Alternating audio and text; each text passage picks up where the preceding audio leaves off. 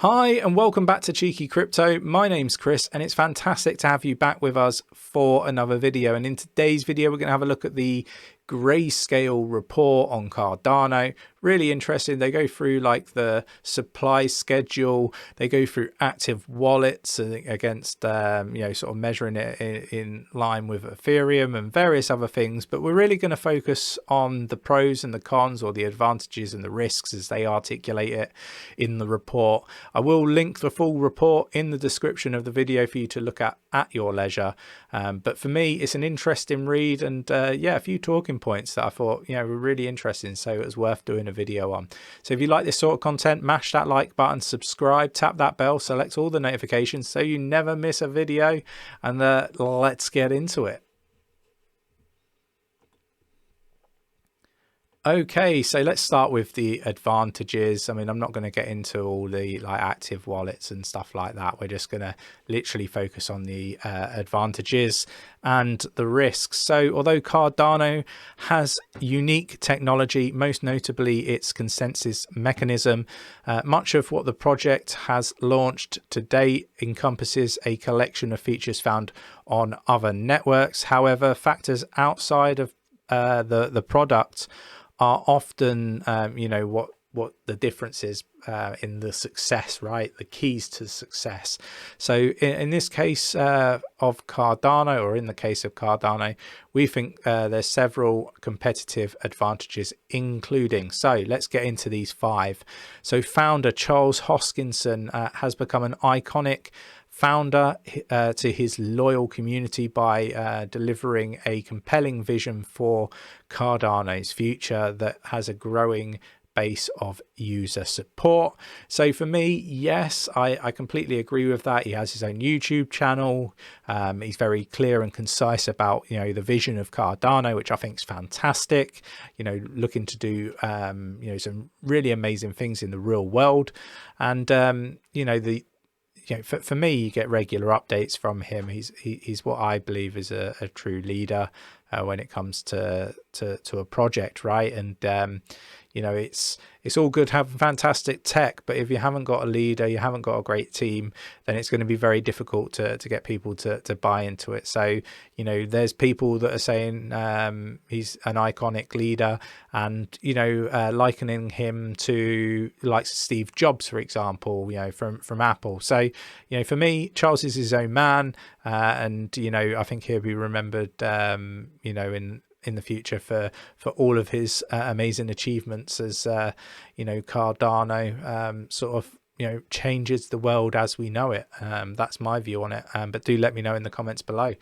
Community. So Cardano has a large community of users, which is like having a large customer base, for example, or a country having a very large productive population, and this is critical to the success of an open source project. So completely agree with that. Huge community. We talk about how important community is on the channel, and so it's interesting to see how aligned Grayscale are to Nick and myself's way of judging whether a project is worth investing in, right? So we've got the founder. We talk about team all the time, right? How important they are. We talk about community all the time.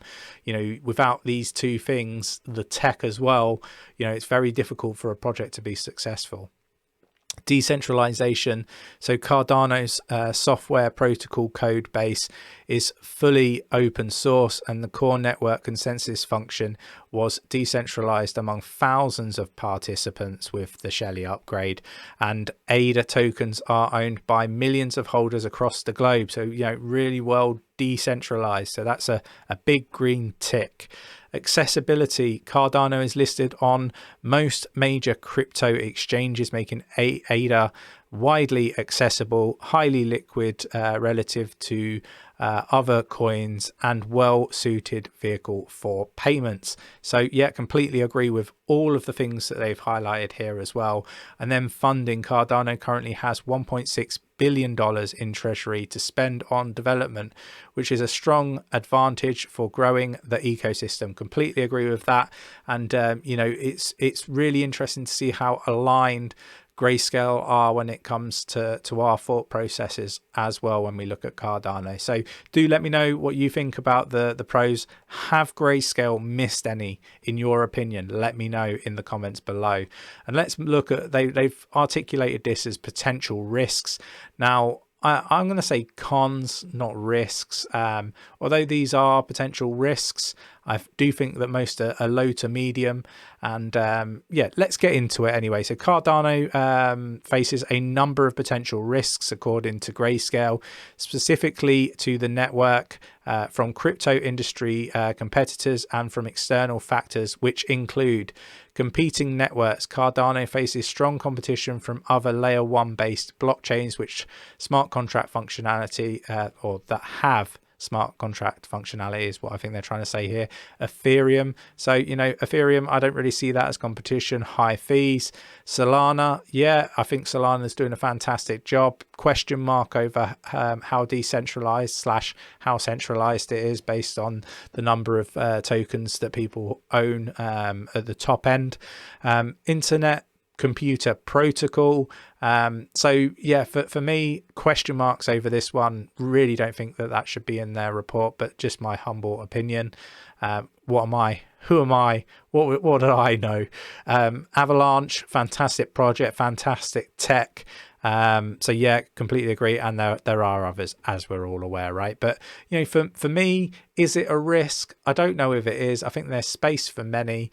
Not only that, I think that, you know, these projects, they're all different and unique in their own right and own way. And, you know, with all of that said, I think competition is a good thing for driving innovation. So for me, it's down as a potential risk, and I get it. I think it's low, moderate. But, you know, for me, I think it's potentially even a positive, but you know, that's just the glass, the lens that I look through, right? Let's move on. Lacks mainnet application. Cardano still lacks a mainnet application ecosystem, and while basic smart contract functionality has been added, it's yet to be seen how dApps will function or how developer interest and user adoption will unfold. So for me, yeah, again, a low risk. I think that everything's coming.